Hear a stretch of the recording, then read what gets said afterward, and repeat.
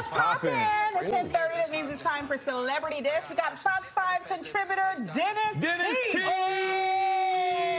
Man, it feels good. Did you feel that rush right now? I did. Did you feel that? Get everybody woke up this morning. Look, this is what I'm talking about.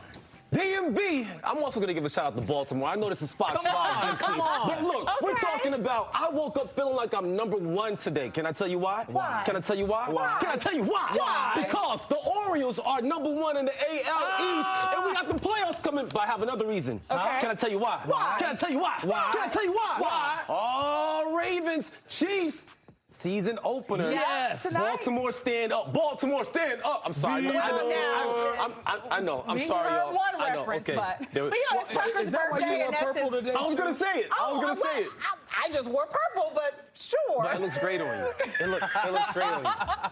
Oh, it's good to have. You know, there's some purple that looks like burgundy. So Yes. does it look like burgundy on the screen? Well, I think that's No, it Ravens. looks like That's purple. Ravens. It does look a little blue. No, see, there you go with Chicago. Does look a little blue. We got all the teams represented today. It's so good to have you here. Oh, Dennis thank you T. guys for having me. Always Seriously, bringing it's the a blessing energy. to be here. Yes. Blessing to have you. You ready for some Celebrity Dish? I'm ready to dive into it. Let's do this. Up first, we're going to go enter the Club Shay Shay because actor and comedian Marlon Wayans is opening up about a Hollywood story that had been quiet for decades. Senior producer Chris is standing by with the details on what is now really a bombshell interview, Chris. Yeah, he did not hold back. The 52-year-old sat down with Shannon Sharp and the stories started flying. He talked about everything from In Living Color. He talked about his family. He talked about Scary Movie and some of the behind-the-scenes drama and much, much more. He also talked about those legendary Diddy parties, admitting he had been to some.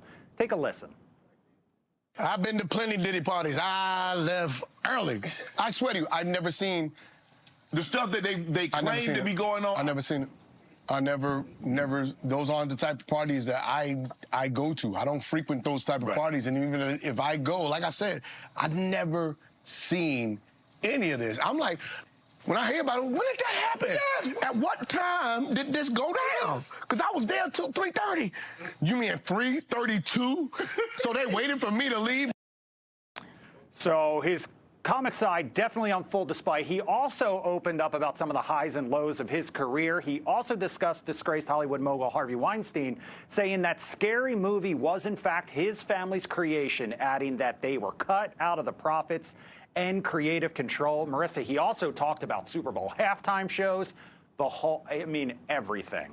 Yeah, he really did. One of the best, I would say, in terms of tea and information. Yeah. When you mentioned that the halftime show, he was basically saying the reason why the NFL kind of started it and really started having big acts, Michael Jackson, the first one instead of bands, because In Living Color went live during a particular Super Bowl show in the early 90s and took 20 million viewers away from the game. So they said, we got to have a big act. And then they brought the biggest star in the world, Michael Jackson, to perform the following That's year. awesome. And did you hear what he said about In Living Color as well? How he was offered $70,000 to keep on going on the show, to keep the show going on. But he said, you know what? It's family first. So all the Wayans brothers, they said no to that money. And they decided to say, I'm going to stick with family right now. And that's one thing I love about Marlon Wayans. I met him when I was the ring announcer for WWE NXT, and he told me that your legacy is your foundation. Never stand on rocks. Never crumble. Your legacy is your foundation. So always put family first. And that interview was amazing with Club Shay Shay. I love him for what he stands for. Yeah, I do too. I mean, I love Marlon. You know, you've interviewed him on the show. He's just a great person all around. But it was interesting what he talked about with Diddy, because I think that is just indicative of the times that we're living in, the fact that there's no celebrity who has reached the heights that he's reached who has not come into contact with a Diddy or a Harvey Weinstein. And so we're going to start to see more stories like this, especially when you have somebody like him makes fun of it. Now that the dust has kind of settled, and some of the shock effect is gone, at least we're going to hear stories of people saying, listen, we had moments where we were in it. Because first people were like, I don't want to tell you if I've been in one of Diddy's parties because I don't know what's going to come out.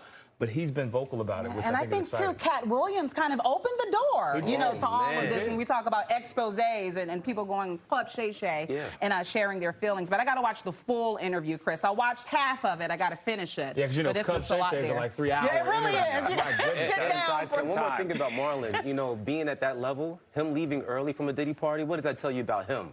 His morals, his values. Integrity. That's what I love about him. Yeah.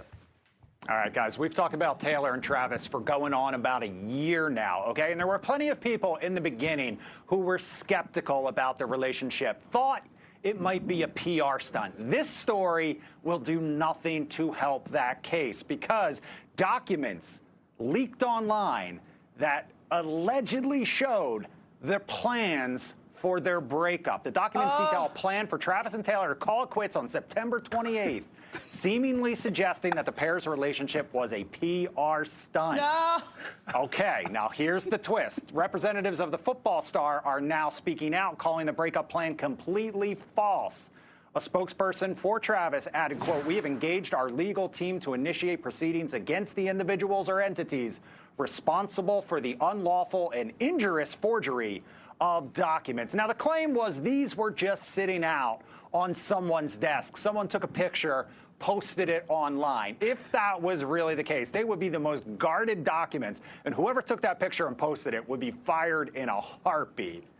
What do you guys make of this? I love the name Full Scoop, right? What would have given it away other than that? My goodness. They had their own poets department going on, making up stuff. My thing is, you have people praying for their downfall, others hoping that they'll stay around. And I have to say, initially, last year, I didn't think they were going to make it this long. And here we are again in another NFL season talking about Tay-Tay and Travis Kelce. So Now, I want the best for them. I agree with you. NFL reps had to come in and say that this is a false document. Finally, the truth is coming out. We've been waiting for this moment. I mean, was it a scam? Was it a PR stunt? They're both amazing individuals, icons, legends. I mean, look, okay, we don't have to go on about that. But what I'm saying is, do you need a breakup plan whenever you're talking about two famous individuals, such as a Taylor Swift and Travis Kelce? Maybe you do. I think when you're dealing with Taylor, especially because the Swifties can be cray-cray over Tay-Tay. And so you want to make sure that he's okay, afterwards if something happens. So I think there probably is a plan if there is one. But I think they're good now. You got to have a playbook in football, so definitely. This is the breakup playbook. What do you think, though, about Taylor being featured 5 times in that recent NFL promo, and people are going, oh, here we go again?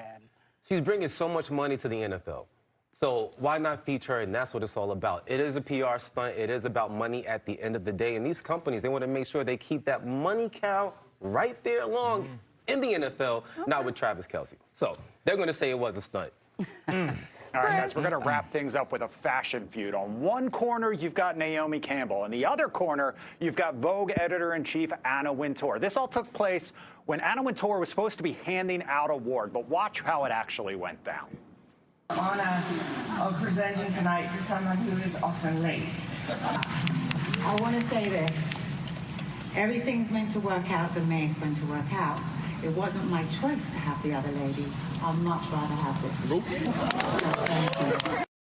All right, so if you didn't catch all of that, Anna Wintour was supposed to give her this award. She never actually presented it to her, though, because she was late. After airing out her tardiness, Wintour left the stage, leaving it to Harper Bazaar's editor-in-chief to come up and present it instead.